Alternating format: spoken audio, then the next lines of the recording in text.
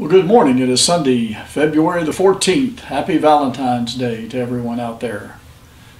Well, first of all, let me explain the bandage on my face. I had some skin cancer cut off the corner of my nose this past Thursday, so I'm going to have to wear this bandage or a new bandage every day for at least the next 3 weeks. But anyway, so sorry for how it looks. I'm not near as good at putting on a bandage as the nurse at the doctor's office was. But anyway, so last week I got a new pair of glasses, and they are progressive bifocals. And it's given me a new perspective. If I just barely turn my head, things get a little blurry, and so I have to kind of turn my eyes down to see smaller print and everything. But anyway, it's given me a kind of a new perspective, and it got me thinking about a passage of scripture in the book of Acts involving the Apostle Paul. The Apostle Paul was on a ship on his way to Rome when they ran into a storm, and they ended up being shipwrecked. And everybody that could swim swam to the shore. Those who couldn't grabbed onto a piece of wood from the ship and finally made their way to shore. And the native people of the land built a fire because it was cold and it was rainy.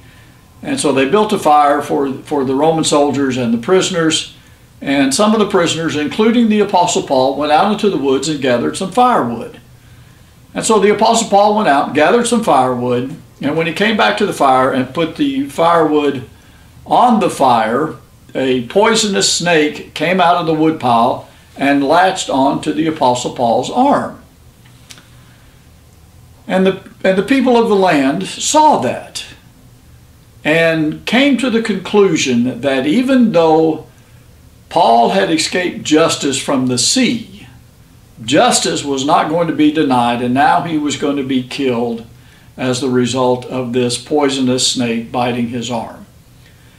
So when the poisonous snake bit the Apostle Paul's arm, he just kind of looked at it and shook it off into the fire and went on about his business. And after a few minutes, when his arm didn't swell up and when he didn't fall over dead, the same people that thought he had escaped justice, but now justice was going to get its due, changed their mind and concluded that he was a god. Now, neither one of those was true. It was true that the Apostle Paul was a prisoner, but he wasn't guilty of breaking any Roman law.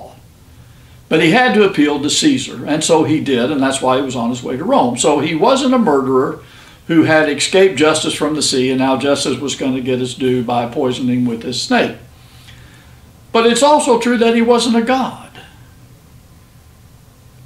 But the point of that is, that I would like to remind us of this morning, is things aren't always as they seem. The people of the land thought he was a murderer that had escaped justice from the sea, but now justice was going to be paid because a poisonous snake bit him on the arm. And then, when he didn't die, they thought he was a god. Things aren't always as they seem. And we need to be careful that when we see people do things or say things, that we don't automatically jump to conclusions about what kind of character they have, or their motive in doing things, or their motive in saying whatever they said.